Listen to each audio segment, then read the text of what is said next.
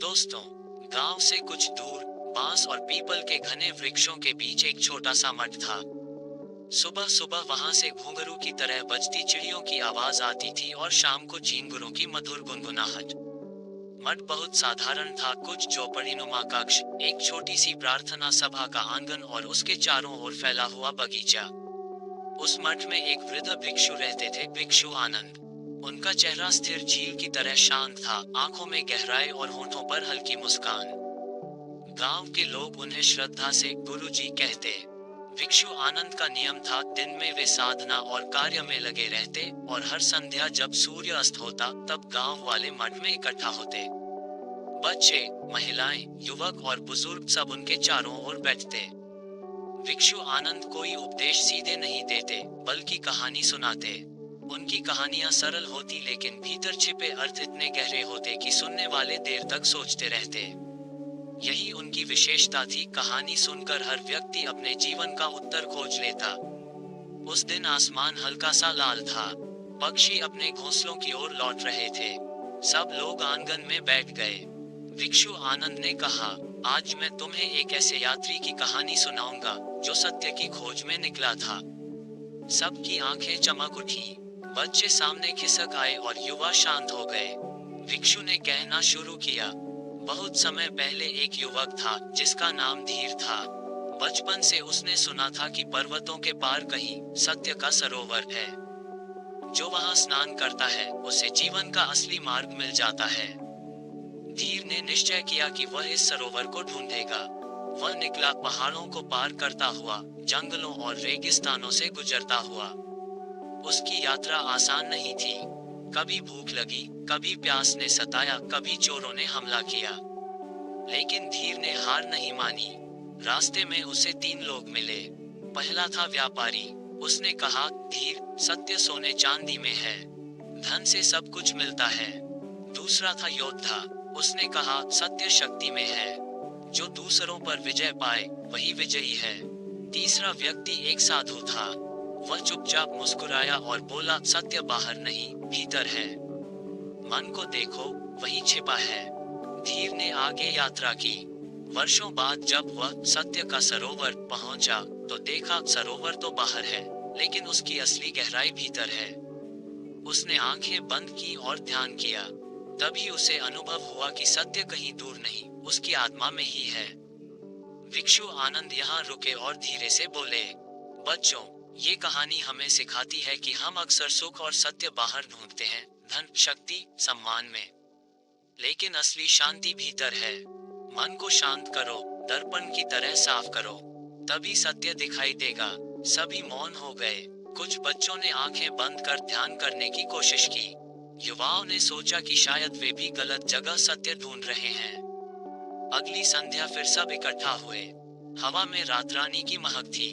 भिक्षु आनंद ने कहा, आज मैं तुम्हें 2 मित्रों की कहानी सुनाऊंगा। वे बोले, 2 मित्र थे, मयूर और कृष्ण।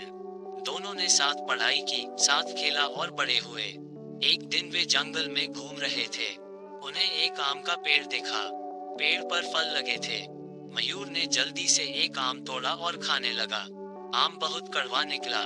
उसने तुरंत थूक दिया और गुस्से में पेड़ को गालियां देने लगा।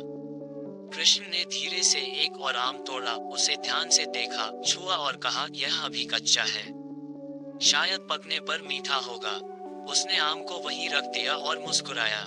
महीनों बाद जब वे फिर उस रास्ते से गुजरे, पेड़ पर पके आम लगे थे। कृष्ण ने एक आम खाया, वह मीठा था। मयूर ने भी खाया और तब समझा कि पहले उसने अधैर्य दिखाया था।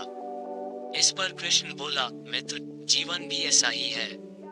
हर बात तुरंत सुख नहीं देती, कभी धैर्य रखना पड़ता है। अगर जल्दी गुस्सा करोगे तो कड़वाहट मिलेगी और अगर धैर्य रखोगे तो मिठास। भिक्षु आनंद ने कहानी पूरी करके कहा, देखो बच्चों, ये कहानी हमें धैर्य सिखाती है। हर कठिनाई तुरंत समाधान नहीं देती। जैसे कच्चा फल पकने में समय लेता है, वैसे ही जीवन की समस्याएं भी समय से हल होती हैं। हमें अधैर्य नहीं, धैर्य चाहिए। गांव की एक महिला ने सिर हिलाकर कहा, सही कहा गुरुजी, कई बार हम तुरंत परिणाम चाहते हैं, लेकिन देर से ही फल मिलता है। कुछ दिनों बाद बारिश का मौसम आया। मठ के पास से नदी बहती थी। भिक्षु आनंद ने तीसरी कहानी सुनाई। पहाड़ की गोद से निकलती एक छोटी जलधारा थी। वह बहती रही, बहती रही। रास्ते में उसे बड़े बड़े पत्थर मिले। एक दिन धारा रुककर बोली, ये पत्थर मुझे रोक देंगे।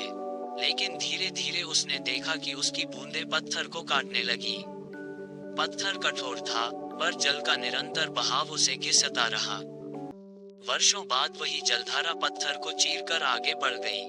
पत्थर बोला, तुम छोटी सी धारा होकर भी जीत गई। कैसे? धारा मुस्कुराकर बोली, मैं न कठोर थी न बड़ी, लेकिन मैं निरंतर थी। मेरा बहाव नहीं रुका। भिक्षु आनंद ने सबको देखते हुए कहा, यही जीवन का रहस्य है। शक्ति से नहीं, निरंतरता से विजय मिलती है। कठोर कठिनाई भी धीरे धीरे टूटती है। इसलिए हार मत मानो। चाहे मार्ग कितना भी कठिन हो, अगर तुम निरंतर चलते रहो तो रास्ता बन जाएगा। गांव के युवाओं ने ये सुना तो उनमें उत्साह आ गया। उन्होंने ठान लिया कि खेती, शिक्षा या जीवन के किसी भी कार्य में निरंतरता नहीं छोड़ेंगे। एक दिन जब पूर्णिमा की रात थी, आकाश चमक रहा था। मठ में दिए जलाए गए थे। भिक्षु आनंद ने अंतिम कहानी सुनाई। एक छोटा सा दीपक था। जब अंधकार घना हुआ, दीपक ने सोचा, मेरी लौ इतनी छोटी है, मैं इस अंधकार को कैसे मिटाऊंगा। लेकिन जैसे ही उसने जलना शुरू किया, अंधकार भागने लगा। भले ही दीपक छोटा था, पर उसने आसपास का अंधेरा मिटा दिया।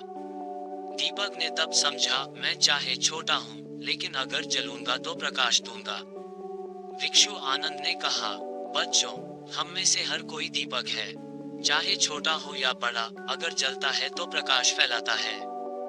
इसलिए यह मत सोचो कि मैं अकेला क्या कर सकता हूँ। अगर हर कोई अपना दीप जलाए तो संसार प्रकाश से भर जाएगा। लोगों की आंखें नम हो गईं।